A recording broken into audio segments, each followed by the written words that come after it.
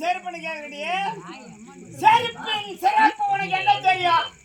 செருப்பு எப்பேற்பட்டது? ராமாயணத்திலே நந்தி என்ற கிராமத்தை ஆண்டது செருப்பு. செருப்பின் சிறப்பு தெரியாதவோ எப்போ என்ன செருப்புன்னு சொல்லிட்டியோ இனி நீ நிம்மதியாக வாழ போவது கிடையாது. உன்னால என்னடா செய்ய முடியும்? என்னை எது வேணாலும் செய்வேன். ஆமா, எப்ப என்னை நீ செருப்பு காட்டியோ அப்பவே கங்கனை கட்டி விட்டு என்ன இனி நீ நிம்மதியோடு வாழவே கூடாது. பார்த்து கொள்ளடா. எனக்கு கிடைக்காத பால் கொட்டி கவுத்தாலம் கவுமுனை தவிர அடுத்தவன் அருந்துவதற்கு நான் விடவே மாட்டேன். கைக்கு நான் சிக்கவே மாட்டேன். ஆமாண்டா, சிக்கிக்கினேன். எங்க அது? இப்போ எப்போது? விட போறது கிடையாது. ஆணவ வாதியிலே அதிகார போதியிலே ஆடுகிறாய் நீ ஆட்டம்.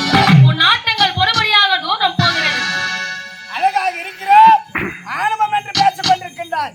இந்த அழகு உன்னிடத்தில் இருக்க வேண்டாம். என்னையே எழுத்து பேசிக் கொண்டிருக்கின்றாய்.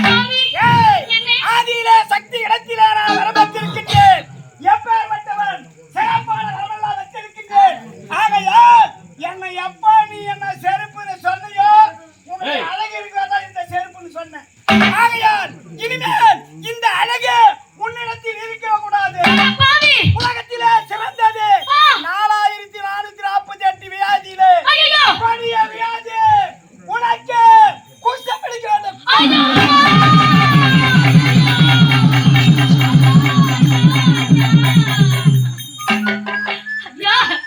எனக்கு எதற்காக இப்படிப்பட்ட ஒரு சாபத்தை கொடுக்க வேண்டும் ஐயா?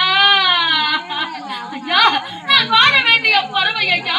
என் வாழ்க்கையை அழித்து விடாதீர்கள் ஐயா. ஐயா, சாபத்தை மட்டும் மாற்றி எழுங்கள் ஐயா.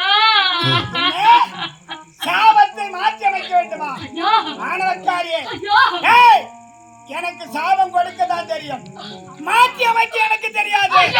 கொடுத்த சாபம் கொடுத்ததுதான். அழிந்து போக வேண்டும்.